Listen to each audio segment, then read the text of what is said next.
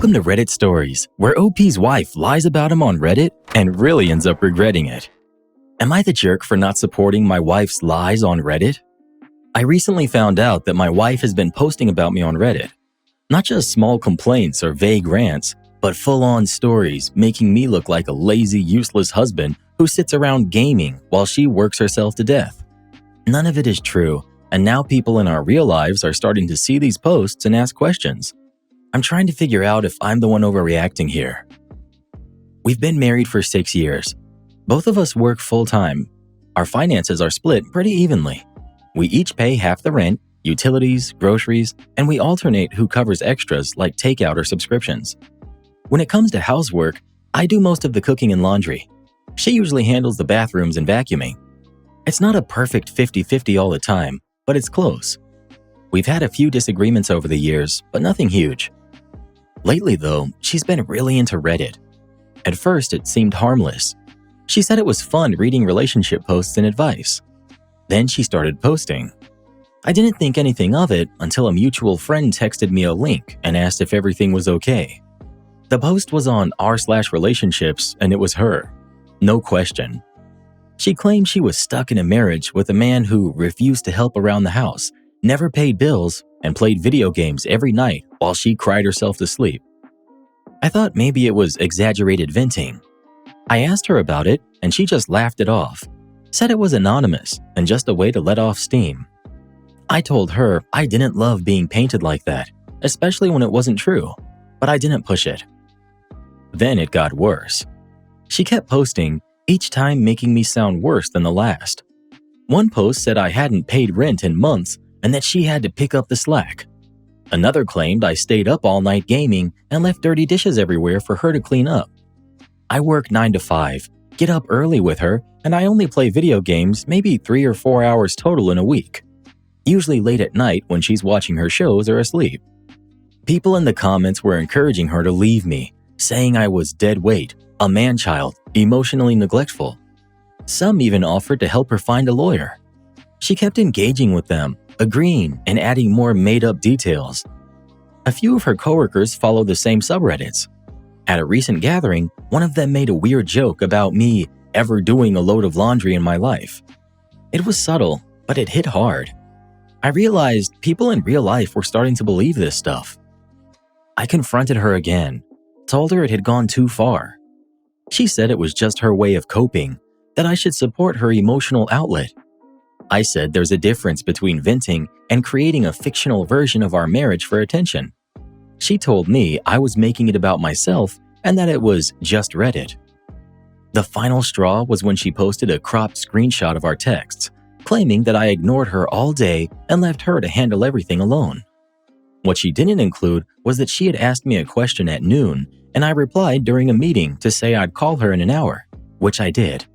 The screenshot only showed her message and my delayed reply. Out of context, it made me look like a jerk. I finally posted my own side of the story. I didn't link her posts, I didn't use her handle. I just explained the situation and shared my perspective. I even included proof of our budget breakdown, chores list, and my average screen time. People put 2 and 2 together and started calling out the inconsistencies in her posts. Now she's furious. She says I humiliated her, that I invaded her safe space, and that I broke her trust. She still insists none of it was real and that it was just venting, and that no one would have known it was about me unless I said something. But that's not true. Friends recognize the details. Even family asked me if we were having problems. She wants me to delete my post and apologize. I told her I'm not okay with being lied about online, especially when it's hurting me in real life. She said I should have supported her instead of embarrassing her. So now I'm wondering, am I the jerk for refusing to go along with her version of things? She says I'm selfish for prioritizing my reputation over her mental health, but I don't think it's fair that she gets to lie publicly and I'm just supposed to stay quiet. I get needing to vent, I get being stressed, but none of what she's saying is true, and now it's not just online anymore, it's following me into the real world. Not the jerk. She turned Reddit into her personal fan fiction forum and forgot the part where real people have to live with the fallout. Venting is one thing, but fabricating an entire narrative where you're some freeloading gamer goblin is next level weird.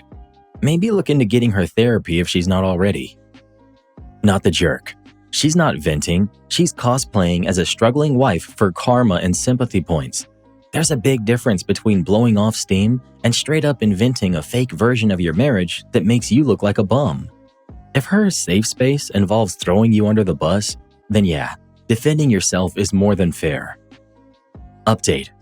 Thanks to everyone who weighed in on my original post. Things have shifted more than I expected, and a lot of people were asking how it turned out. Not long after I posted, mine started gaining traction. A few people picked up on the similarities and started calling her out in the comments of her old posts. Within a couple of days, she deleted her entire Reddit account. She was furious, told me I ruined her safe space, and that Reddit was the one place where she felt understood. I asked her how lying about our life and letting strangers trash me was supposed to help either of us. She said I humiliated her and made her feel unsafe, and that I had turned people against her. I didn't know what to say to that. She had no problem dragging me through the mud for months, but apparently me defending myself once crossed the line? Since then, we've agreed to a trial separation. Her idea, actually. She said she needs space to figure things out and that she's not sure what she wants from this marriage anymore. I'm staying with a friend for now. We're still talking, mostly about logistics and bills, but not much beyond that. Part of me hopes this cools off and we can work through it. Another part of me is honestly just tired. That's where things stand for now. Not much of a resolution, but it's something. I still don't think I was wrong for defending myself.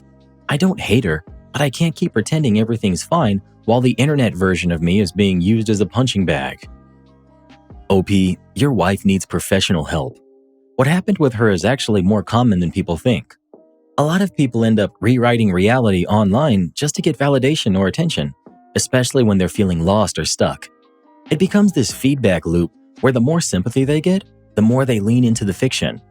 Honestly, taking a step back with the separation is a smart move. It gives both of you time to figure out if you're really willing to keep going like this. You deserve someone who's honest and loyal, not someone who turns you into a character in their sad story for internet points.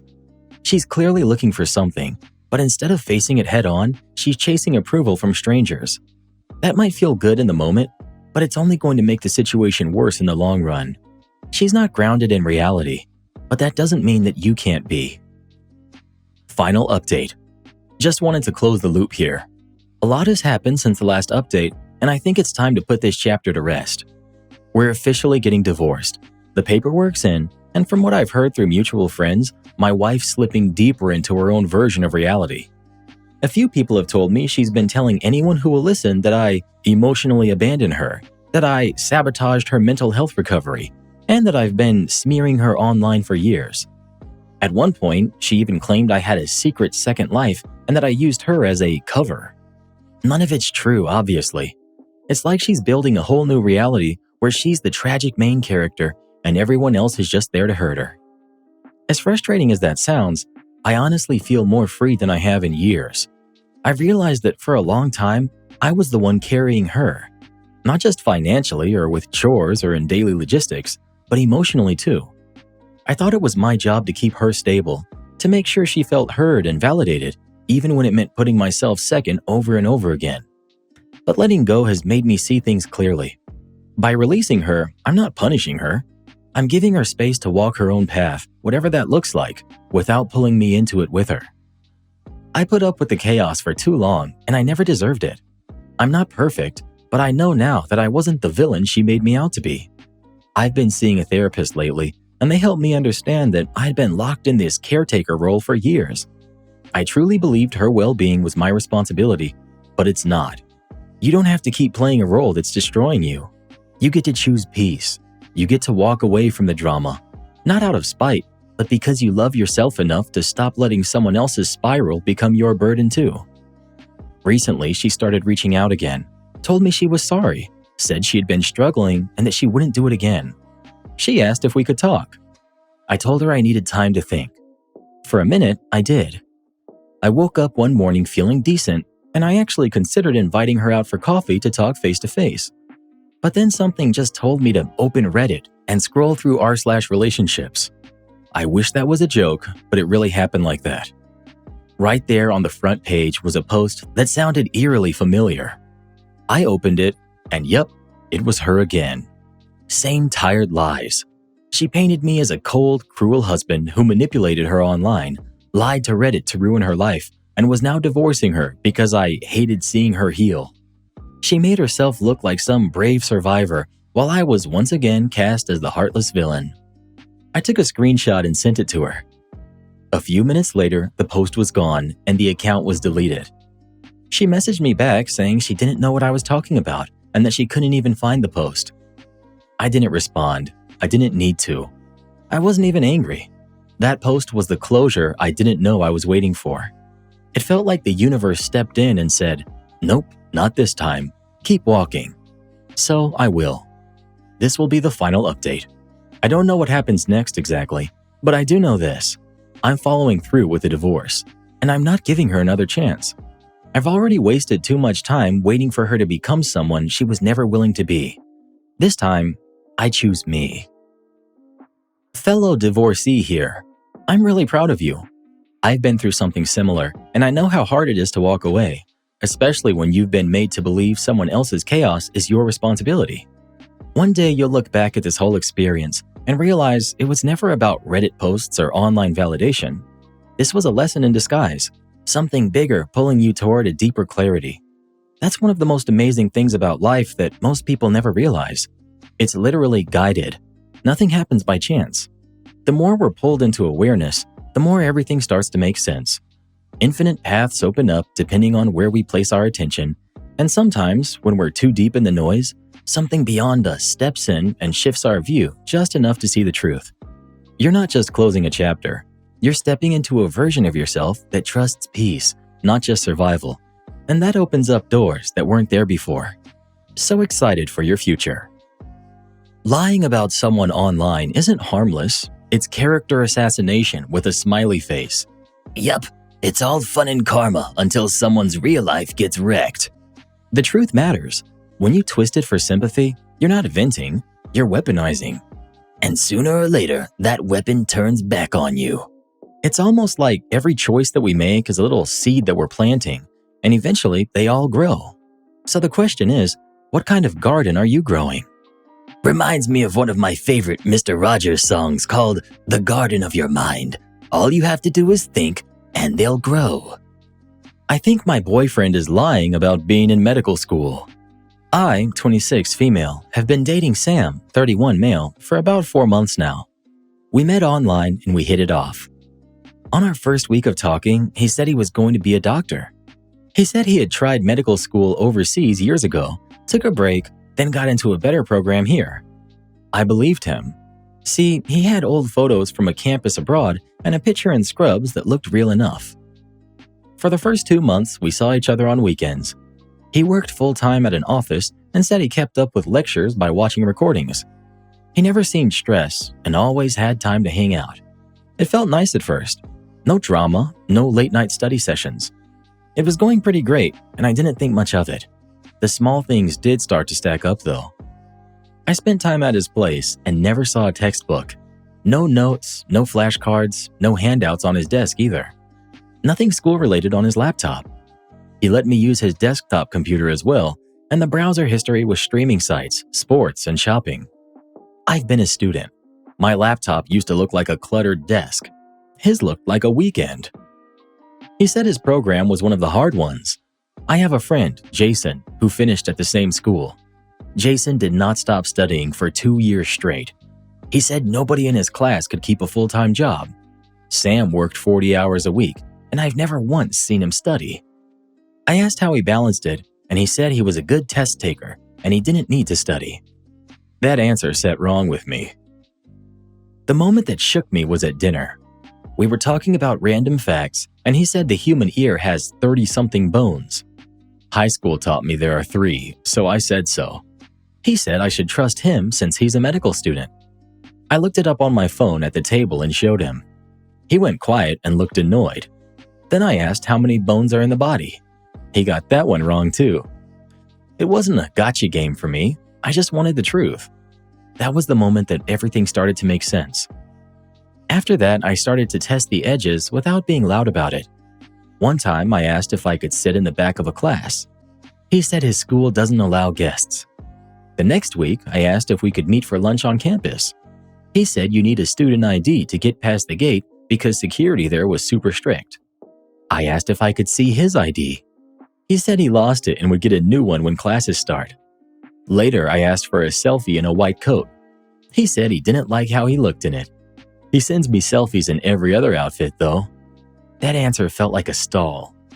Then I asked about his schedule. He kept it vague. He said he watched lectures on his own time. He never named the courses. He never mentioned a lab. He never mentioned exams. He never mentioned rounds. He had long stories about office coworkers, but nothing specific about school. If you're actually in it, you talk about it without trying. He did not. I've tried to stay fair. It was summer break for part of this. Maybe there were no classes during those weeks. Maybe he was embarrassed about losing the ID. Maybe he did hate photos in white coats. I kept giving him room to be who he said he was, but he never proved me wrong. The part that pushed me to a line was not even the facts. It was how he reacted when he was wrong. He leaned on the title. I'm a medical student. Trust me. That was the card. If the card's real, you don't need to play it that hard, right? Edit. He's not actually my boyfriend. We were seeing each other often. I used boyfriend in the title to keep it short. Apologies for the imperfect English. English is my second language. Edit 2. I've been to his office. He does work there full time. I met coworkers. The job is not the part in question. Honey, you already solved the puzzle. If a man lies about school, he will lie about anything. A big lie needs constant care, and he will expect you to help him water it. You tried to be fair, and he used that to keep you quiet. You don't need to find a campus or check a roster to be done. Leave him now. Keep your space. Keep your peace. If he was in medical school, you'd be drowning in schedules and acronyms by week 1. You saw none of that. Your gut is not paranoid. It's protective. I dated a liar too once. Different subject, but same pattern. Big claim, no proof. Anger when challenged. After I caught him, I thought the hard part was over, but it wasn't. The hard part was the next months of second-guessing every nice thing he ever did. Trust doesn't knit back together after a rip like this. Ask simple questions and watch the answers. What was your MCAT score? Which classes this term? What do you use to study? Where are your notes? First-year students study for hours every day. The ones I know lived at the library. You're not wrong to leave. You're smart to do it sooner. Update. Thanks everyone. The response was overwhelming and the comments helped me trust myself. So I made a plan that kept me safe and calm. I would step back. I would not confront him in person and wouldn't go to his place again. I would end it clean on a video call and keep it vague. I didn't want an argument in a car or on a sidewalk. I didn't want him to spin a new story on the spot and rope me back in. I called him and said I wasn't ready to date. I kept my voice steady. I didn't list the red flags, didn't ask for more proof. I kept the door closed. He went from confused to pushy fast. After the call, he sent a stream of messages. Some sounded hurt, some sounded angry, some tried guilt. He said I was throwing away something special. Then he said he had a gift for me and needed to hand it over in person. He said I owed him a talk and asked for one last dinner. Then he asked for 10 minutes in a parking lot. He asked for anything that kept me from leaving clean. I stayed firm and I stopped replying. Then I blocked his number and his accounts. I told 2 friends and shared my location for a few days to feel safe. The silence felt strange the first night. Then it felt like air. I just let the peace and quiet settle over the next week. There are other parts of his story that fell apart when I look back. He once said he had an early lab the next day, then slept in and spent the morning on video games. Another time he said he was on campus to meet a study group, then sent a photo from his living room by mistake. None of that stood out to me at the time. I wanted to believe the best version because I really liked him. That's the part that stings. Not that he lied, but I let the lie run in circles while I tried to catch up. I'm not reaching out again. I don't want closure from him. I've had enough. I'm sad that I ignored my gut for as long as I did, but I'm also glad I didn't ignore it forever. People tell lies to feel bigger. From now on, I'll be more careful when someone starts with a big story. I'll look for steady actions instead of fancy promises. I'm really thankful to everyone who helped me see things clearly. You made me realize I wasn't crazy and that I could walk away safe and whole. You protected yourself, and that's victory. Ending on a call was smart. Not listing the reasons was smart. People who build a life on fake status love a debate. They try to wear you down and then call it closure. Blocking is not petty, it's a boundary. Hold it and keep walking. Child of two physicians here. My parents never stopped studying. Books on the table, flashcards in the car, post-it notes on the fridge, on-call charts spread across weekends. Your guy worked a full-time office job and never cracked a book. That is not how medical school works. You trusted your eyes. Good job. So he wasn't in medical school, just majoring in excuses. Yep, and his thesis was on creative lying with a minor in gaslighting. At least she passed the final exam, spotting the red flags. She graduated with honors in dodging disaster. Found out that my coworker with the same education, experience, etc. is making twice what I make. I started working at a research facility last April as an administrative assistant, making $11 an hour. It wasn't glamorous, but it got my foot in the door. The people were nice enough, and the work was steady. After a few months, I was promoted to clinical research assistant at $14 an hour. My boss said that if I kept up the good work, I'd have a shot at becoming a research coordinator after a year, and I would get a raise to match it. It sounded fair. I threw myself into the job, learned everything I could, and even finished my bachelor's degree that December. By then, I was doing a little bit of everything, handling paperwork, scheduling patients, managing data, and assisting on studies that were way above my pay grade. We were short-staffed most days, so I was often covering for 2 people. A full year passed. I was basically running parts of the department, staying late to meet deadlines, and answering work messages on weekends. No raise, no title change. When I finally brought it up during my quarterly review, my boss told me that corporate wasn't approving raises at this time. She said maybe after August, during our high revenue season, they could reconsider. I didn't love that answer, but I tried to stay hopeful.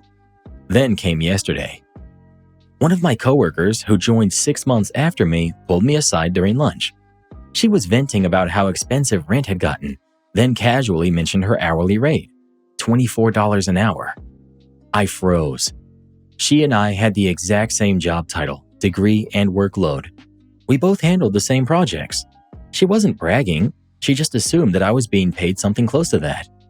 When I told her my rate, she looked horrified. I tried to laugh it off, but it hit me hard. I've been busting myself for $14 an hour while she was making nearly double.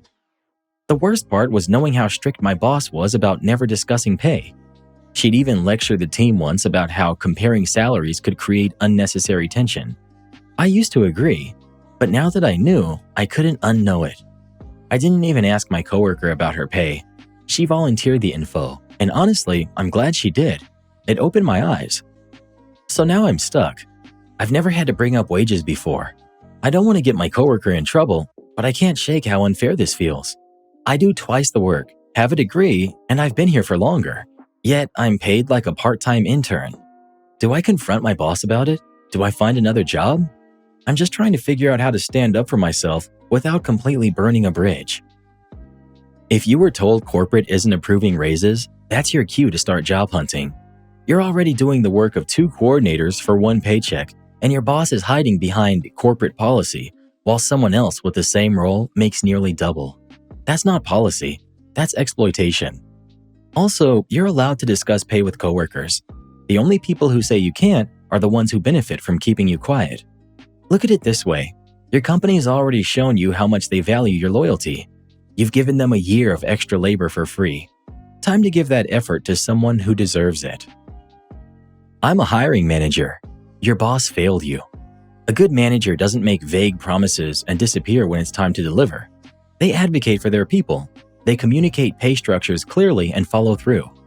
The fact that you're handling coordinator-level work without the pay or title tells me everything. That corporate says no line is a classic dodge. Your boss either didn't fight for you or didn't care to. You don't owe them another ounce of your loyalty. Start applying elsewhere and don't look back. Update. It's been just over a month since my original post and a lot has changed. After I read through everyone's advice, I decided to talk to my boss directly. I scheduled a meeting and told her I needed a raise. I kept it professional, didn't mention my coworker, and explained how my responsibilities had grown. She said she had submitted a request. A week later, she called me into her office again. I walked in expecting a quick update, but instead, she tore into me. She said she couldn't believe I thought I deserved a coordinator position. She criticized my work out of nowhere, bringing up things that had never been an issue before. Just a month earlier, she had given me a glowing feedback in my evaluation. I realized right then and there that she wasn't trying to help me. She was trying to shut me up. I left that meeting deflated, but more certain than ever that I had to leave. Not long after, I got a text from a woman I'd met through my boyfriend's friend group. She worked at a rehab facility and said they were hiring. I decided to give it a shot. I interviewed and they offered me $20 an hour on the spot, $6 more than what I was making. I put in my 2 weeks notice. That's when my boss suddenly changed her tune. She called me into her office again, all smiles this time, and told me corporate had approved my raise. She said she really shot for the stars and that corporate had gone above and beyond. My new rate? $17 an hour. I didn't know whether to laugh or cry. I thanked her, told her I appreciated it, but said I'd already accepted another job. She looked stunned. The next day, she called me in again and asked what the new job was offering. When I said 20, she immediately asked if I'd stay if they matched it. So much for corporate policy. I told her I'd think about it, but I already knew my answer. I called the new job and told them about the counteroffer, and they raised their offer again. I start Monday. I've never felt this relieved. I didn't make a scene when I left, but my boss's face said it all. She couldn't believe that I'd actually walked away. For a year, she told me there was nothing she could do, and the moment I took control, she magically found the money. To everyone who told me to stand up for myself, thank you. You gave me the push that I needed. I learned that waiting around for fairness only keeps you stuck. The moment I stopped being afraid to leave, everything changed. This is exactly why you should always know your worth. Employers will take as much as you let them. The second you stand up, they panic because they know replacing you will cost them more. Congrats on the win and enjoy that fresh start. As a manager, I have to say, this whole story makes my blood boil. Your boss could have built loyalty by doing right by you early on. Instead, she waited until you forced her hand. You didn't just get a raise, you got your dignity back. Proud of you for walking away. You know, it's really amazing how fast they move when they realize you're serious about leaving. Nothing motivates a raise like watching your best worker walk out the door. My boyfriend and his friends played a cruel prank on an older couple who has lost their cat. We're both 18. I've been with my boyfriend for about a year. We're both honors students, both heading to college in a few months. I really thought we were solid. I knew he acted like an idiot sometimes when he was with his friends, but I never thought he was capable of cruelty. Last night proved me wrong. He called me and said that he was hanging out at Purple Heart Park with his friends and that I should come by. It's close to my house, just a short walk away, so I told my parents and I went. When I got there, they were all laughing so hard that they were rolling on the ground. I asked what was so funny, but none of them would tell me. Then one of them pointed at an older couple walking around the park. They had a flashlight and were calling out a name over and over, the kind of voice you use when you're desperate to find your pet. I didn't understand what was funny about that, but when the couple got closer, one of them told us we needed to leave. My boyfriend and his friends started cracking up all over again, practically crying with laughter. As soon as we got back to his car, I asked what was going on. One of them finally told me. About half an hour earlier, they had found a missing cat poster near a mailbox. It had a phone number on it. They decided to call the owners and tell them they had just seen the cat running around the park. The couple rushed over, searching the dark grass with flashlights, calling the cat's name while my boyfriend and his friends watched and laughed. I felt sick. I'd seen those posters too. They've been up for maybe 6 weeks. Everyone around here knows what that usually means. Tucson has coyotes. When a cat's been gone that long, it's probably not coming home. They knew that, and they thought it was funny. I told my boyfriend to take me home immediately. I didn't say a word in the car. I just sat there staring out the window, realizing the person I thought I knew was a stranger. Now I can't stop thinking about that couple, out there in the dark, calling for their cat because of some teenagers who thought pain was entertainment. I'm breaking up with him. That's already decided. But I keep wondering what else I can do to make things right. Should I tell the couple? Should I just leave it alone? I can't tell my parents. My dad's the kind of person who would track those boys down himself, and I don't want him getting into trouble. I just hate knowing that this happened. You're absolutely right to dump him. There's no excuse for this kind of cruelty. It's not a prank. It's deliberate emotional harm.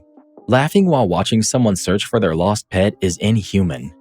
The fact that he didn't even feel a little guilty says everything. You're young, but you already have a stronger moral compass than he ever will. That's a horrible thing to witness, and I'm sorry you had to see it. I agree that you don't owe the couple anything, but if it'll help you sleep better, you can call them anonymously and let them know what happened. You don't need to protect your ex's reputation. People deserve to know who they're raising. Update. I broke up with him. That part was easy and I did it over text.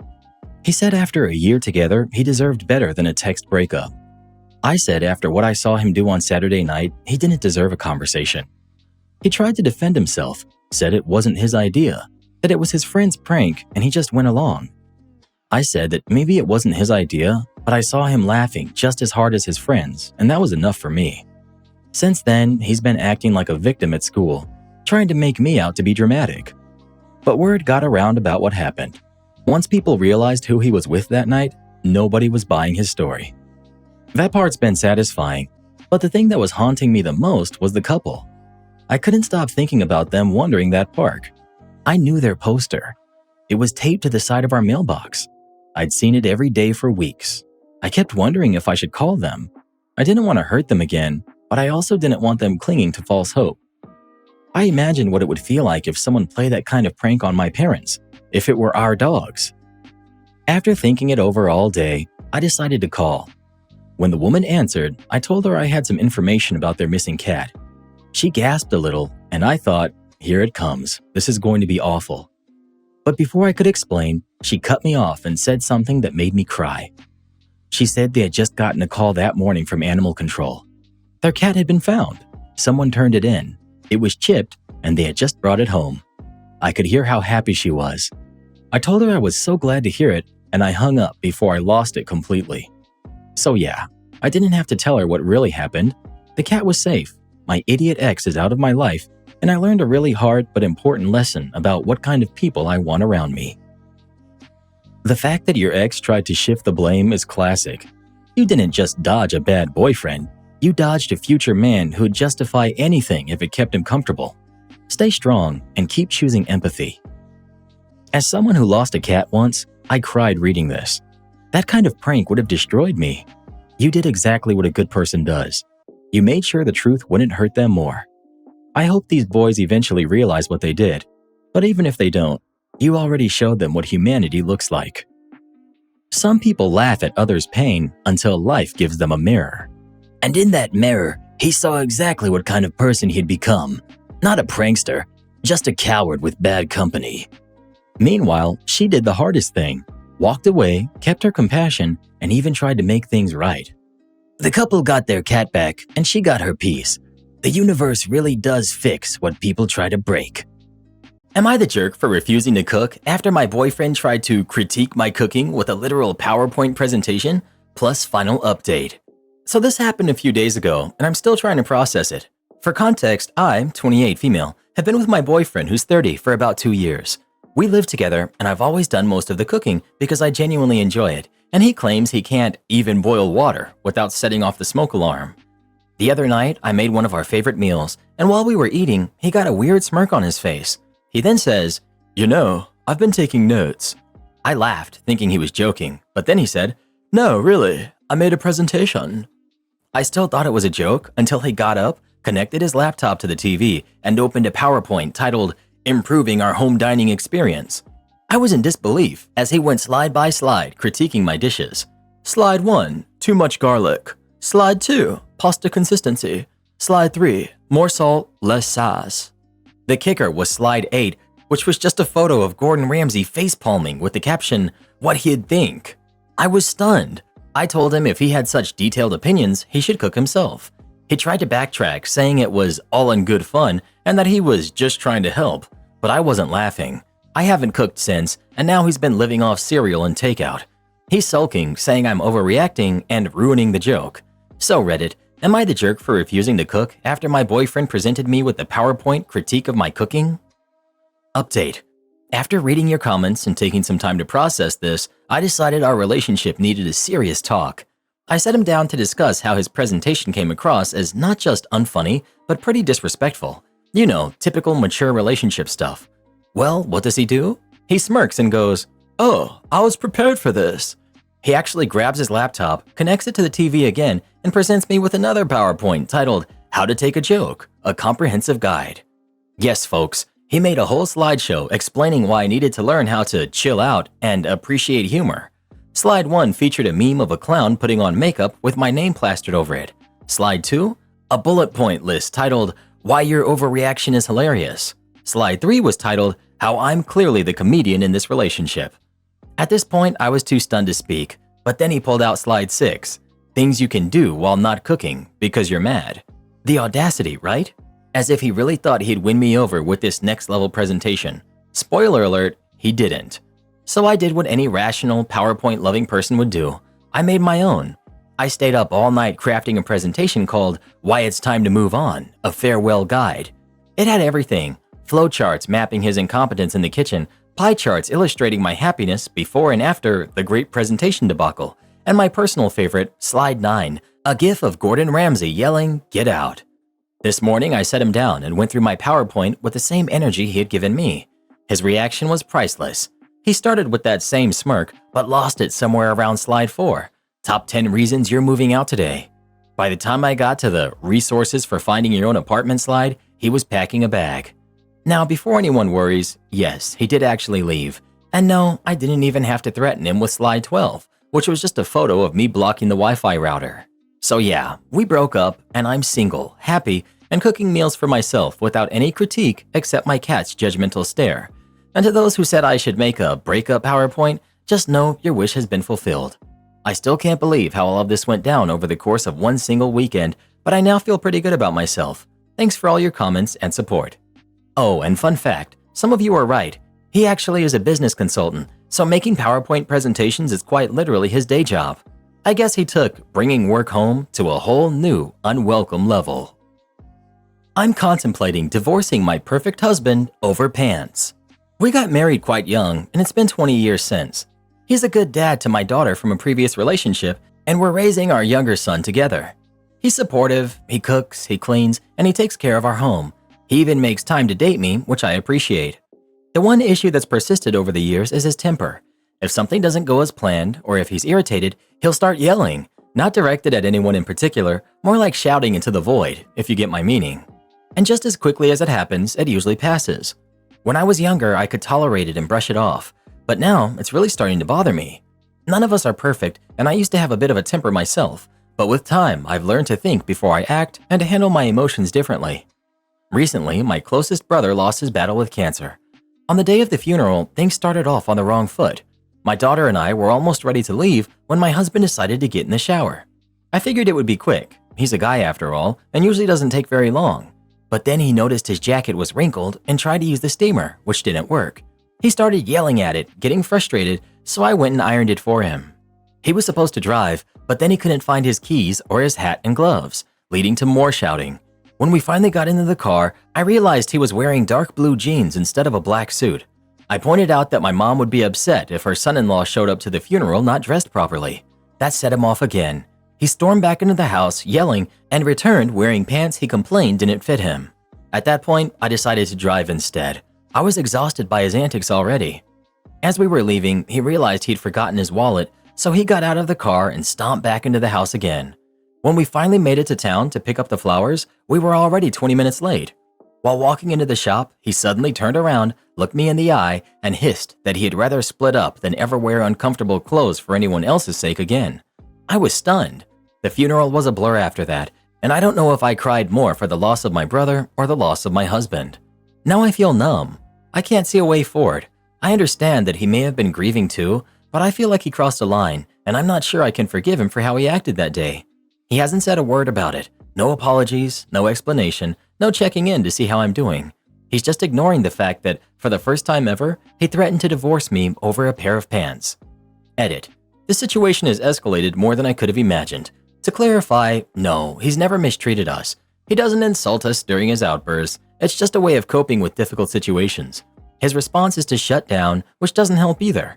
We don't tiptoe around him, and he doesn't need me to get his ducks in a row. Usually, when he gets loud, we jokingly ask if he's building something. It's hard to convey in a short description, but it's not as bad as it may sound, and that's not just me saying it. Our generally happy life makes it hard for me to ask for help from friends. I'm also a bit reserved, and since our culture doesn't encourage sharing personal matters or going to therapy, I thought I'd share my problem here. And yes, I have considered divorce. When he hissed at me, my first thought was, then why wait? Let's split now. I'll definitely talk to him about therapy options and figure out how to move forward from here. In the past, when I pointed out things he needed to change, he made an effort. So I think this is overreaction on both sides, and it might have more to do with grief than who we actually are as people. No, I'm sorry, but if there was one day to keep his toddler tantrums to himself, it was the day of your brother's funeral. He sounds emotionally immature, and he couldn't step outside of his little daily issues to realize that this crap doesn't matter, and he needs to keep it together for you. He let you down big time. When it mattered, he was more concerned about his ill-fitting pants than causing you any more emotional distress than you were already going through. You needed him, and he made a hard day even harder. I understand why you feel like you can't come back from this. You were in pieces, and he took his anger out on you. I feel heartbroken just thinking about this situation, to be honest. Am I the jerk for refusing to quit my job because my boyfriend thinks the corporate world is soul-sucking? I've been dating this guy who's 27 for 2 years now. He's seriously anti-corporate, constantly going off about how capitalism is ruining everything and how anyone working a normal job is just brainwashed. Meanwhile, I, 25, female, am actually doing pretty well in my office job. It's not my life's passion, but I enjoy it. I'm good at it, and it pays the bills. About a year ago, he started really pushing me to quit my job. According to him, I need to break free from my slave mindset, and as he puts it, find myself. He keeps going on about how we could live this carefree, spontaneous life, following our souls, with no responsibilities. He has this vision of us living off the grid, totally independent. But whenever I ask him how we'd actually make it work, he gets super vague and just tells me I don't understand what true freedom is. There's never a real plan, just going with the flow. A few days ago, he gave me an ultimatum. He said either I need to quit my job and wake up to real life, or he's done because he's tired of dating an office zombie. To make it worse, he claims that my so-called chains are stressing him out and holding him back. I tried explaining that I actually like the way my life is. My job is steady, and it's my paycheck that often covers our rent and food, not his random side hustles. When I told him I wasn't going to quit, he stormed out. Now half of our friends are telling me that I'm missing out on a once-in-a-lifetime chance to live my best life, while the other half think he's just trying to guilt-trip me into abandoning everything for his fantasy. So, am I wrong for choosing stability and not dividing into his free spirit lifestyle? Because honestly, it feels like someone's gotta be the adult here. It sounds like he's the one draining your resources and holding you back. Free time isn't that fun when you have $0. Set that free spirit free. I mean, alternative lifestyles are cool, and I'm envious of them often as a fellow corporate drone, but they also require a pretty rare set of circumstances to work comfortably. You either need a well-paid freelance or influencer role or a good amount of startup capital. He may hate capitalism, but at the end of the day, money makes the world go round, and he'll find true freedom without any cash is a difficult path to walk. I'm also confused as to what you're missing out on by breaking up. What is this dude providing that literally anybody couldn't provide? You could decide a week after dumping this loser that you want the van life, and then it would be open to you to pursue that without this anchor on your finances. Am I wrong for buying a house and only putting my name on the deed? I've been with my girlfriend for over 3 years now, and we've talked about how it would be great to have enough saved up in the next 5 years for a house deposit. Well, last month, I got a pretty decent inheritance, enough to either buy a place outright or at least put down a big deposit and get a mortgage. So I brought it up with her, mentioning that with this money, I could get a house sooner rather than later. But I also told her that since I'd be funding it, I'd want to put it only in my name on the ownership. She wouldn't need to pay rent or anything like that, just chip in for utilities. She thought this was unfair since the plan was always to buy a house together. I suggested a middle ground. I'd pay the deposit now, then she'd cover the mortgage until her payments matched my deposit, and we'd put both our names on the deed. Or, if she preferred, we could wait until we both had enough to go halves on the deposit. She wasn't keen on either of those ideas and argued that since I have the money now, We might as well get a house together and stop wasting money on rent. I repeated that if we did buy now, I'd want to be the sole owner unless she's willing to contribute through a mortgage to match my deposit.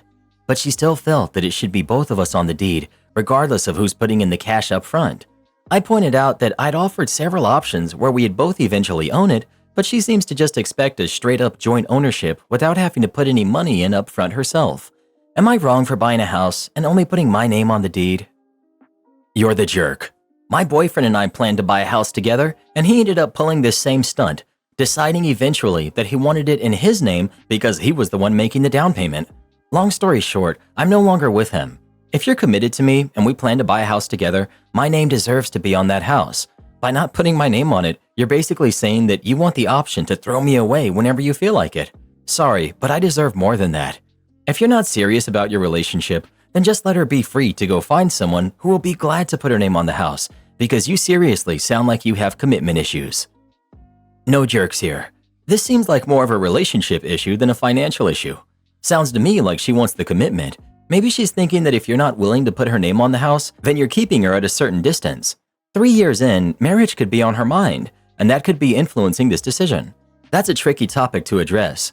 With my wife, I didn't hesitate putting her on the house. She didn't pay any of the mortgage. I didn't care because I planned on spending the rest of my life with her. Just some things to think about. Not the jerk. I was in a similar position a few years ago. Fiancé threw a huge fit because I wouldn't put her name on the house I was buying with my own money. She didn't work, and I'd provided for both of us for years.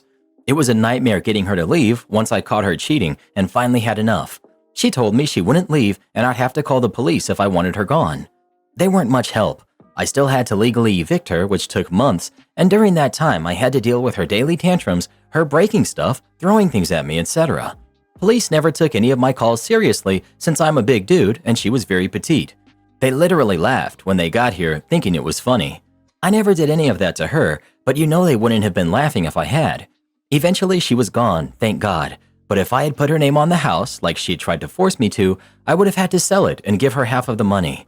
Now she's with another guy, and I pray for him every night. Lord knows he's going to need it once she shows her true colors. Well, who do you think is the jerk? OP or his girlfriend? Please let us know. Does anybody remember back before people completely lost their minds? Am I the jerk for telling my best friend that I'm pregnant? I, 33 female, have been in a close relationship with N, 31 female, for about 8 years. We've been through a lot together, and for the past year and a half, I've supported her through her infertility journey. N has been through 2 rounds of IVF, but unfortunately, nothing has worked. She has PCOS and can't seem to get pregnant at all. We both started our relationships around the same time, and in the past, I told her that I planned to start trying for a baby by the end of last summer. I even asked if she'd want to know if I got pregnant, and she said I could tell her.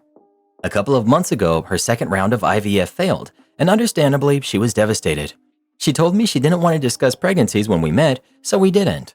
At that point, I already knew I was pregnant, but I kept it to myself. About 2 weeks later, N called me with news.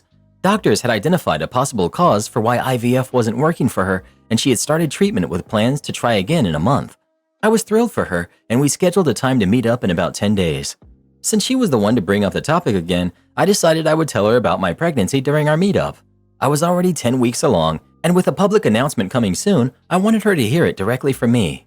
When we met, we talked about her situation for a bit, and then I told her I was pregnant. Her reaction was unexpectedly cold. She just said, "Oh, congratulations then," followed by, "That was fast, huh?" Her tone caught me off guard, but I tried to give her grace, considering everything she's been through. Although I hoped she might be happy for me, I understood, and I gave her time and space, not reaching out for a month. A month later, I texted her to ask how an exam at work had gone. In response, she sent me a 4-minute-long audio message saying she was offended that I'd shared my pregnancy news after she specifically asked me not to discuss that topic.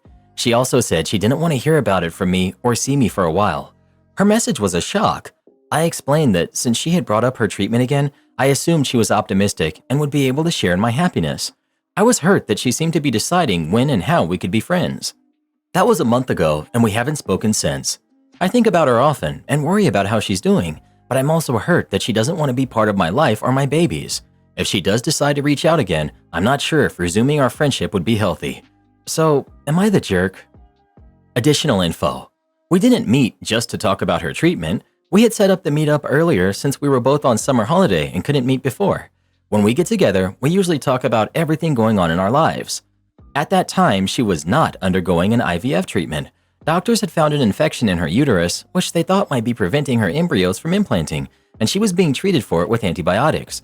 No hormones were involved, just antibiotics, and she was responding well with plans for another IVF round soon, this time with much better odds. It was a big development, but she was feeling impatient. How did I tell her? When we met up, we started by discussing her life in general, not anything medical, just catching up. At one point, she asked, "How about you? What's new?" I told her I had something to share, and she immediately guessed, "You're pregnant." She likely remembered I had planned to start trying by then, so I confirmed, yes. Her reaction was cold. I only talked about my pregnancy when she asked a few questions, and then we moved on to other topics. She told me about her treatment progress with the antibiotics and mentioned she was considering surrogacy. As always, I listened and was there for her. After that, I didn't bring up my pregnancy again, nor did I send her any ultrasound pictures, and I gave her plenty of space. I hope this clarifies some things. Not the jerk. It's tough. I'm very sympathetic to her pain and the stuff she's going through, but she was going to find out eventually. She was probably never going to be emotionally ready to hear you tell her directly, but the alternative was for her to find out via social media, as you said in your post, or for you to just turn up to a hangout one day visibly pregnant. There was no nice way for her to find out, and you tried to do it in the least painful way possible. She has to work through those feelings and appreciate that you tried your best here. It is what it is.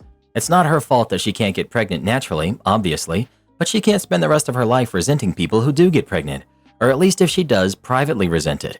And if this is something she can never get over, she has to find ways to manage that feeling and not to express it publicly. Right. It's not her fault that she's having trouble getting pregnant, but it's also not OP's. I completely agree that she was never going to be emotionally ready to hear that. She needs to understand that just because she's struggling right now, that doesn't make OP less deserving of happiness. Life still goes on regardless. Not the jerk. Not the jerk. That said, try to be patient with her. I've known people going through struggles like hers, and it basically breaks them mentally. It's quite possible that down the road, she will realize that you were in an impossible situation and that she treated you badly. Am I the jerk for not treating my stepkids equal to my son? When my husband and I got married, we had an extensive prenup, and we agreed that we would each be responsible for providing for our own kids. He came from a marriage where his ex-wife milked him for cash, and I also liked the idea of separate finances. We each pay our own bills, groceries, and the mortgage we split 40-60, him 60, me 40, based on the fact that he has 2 kids and I have 1. I understand that to some people it might seem a bit roommate-ish, but I've loved it and I think it works out great. I don't care about the money he wastes golfing because it's his money and not mine, and I can get expensive sushi all the time. Growing up, my parents would always yell at each other about finances, nitpicking each other's spending. When my husband and I got married, I was in grad school and he worked in finance. He lost his well-paying job and now makes 50% less, whereas my career has flourished in recent years. My son turns 15 soon and he's been asking for a Model 3. I plan on getting it for him because I think he deserves it. My husband recently came to me upset because my son was talking about how excited he is to get the car. That upset his step-siblings who haven't and won't be getting cars. My husband said he wants to change how our household bills are split. He wants me to pay 80% and him 20%. His reasoning is because with his pay cut and his ex-wife still taking a large chunk in child support, he isn't able to golf or live the same lifestyle as before. He also wants me to buy each of my stepkids a car this Christmas. I basically told him he's out of his mind, and he complains that his ex-wife used him for cash and made him pay all of the bills, but that's what he's trying to do to me. He didn't really know how to respond to that, but isn't talking to me now. I kind of find it funny that when I made significantly less money, he had no issue with our finances being split, but now that he's the one making less, it's an issue. Am I the jerk for not wanting to buy my stepkids cars and fund the family? He wants me to top off their college funds too. Edit. I am a positive role model in my stepkids' lives. We're pretty close. I go to their sporting events, plan their birthday parties, etc. But they have 2 living parents who are more than capable of fully supporting them if they tried hard enough. So I just don't feel like it's my place. The kids all know that my husband is responsible for my stepkids' cars and college, and I'm responsible for my sons. They're just disappointed with their dad right now because their friends all have dads who bought them nice cars, which has made my husband kind of mad. I don't think having cars and college funds are a necessity though. More of a nice thing to have if your parents can afford it. So I feel like my husband should either step up to the plate and get a better job or get off my back. Not the jerk. And you've made super fair points about how he was fine with the split when he was making more. I don't see why you should have to finance his lifestyle now. But I don't see how you two are going to maintain your marriage at this point unless your husband comes around and is back to being fine with the original agreement. Imagine your stepdaughter despises you, wants nothing to do with you, but demands you pay for her college. That's exactly what happens in our next story. Just popped up on your screen. Give it a tap and come have a listen. You won't believe what happens next.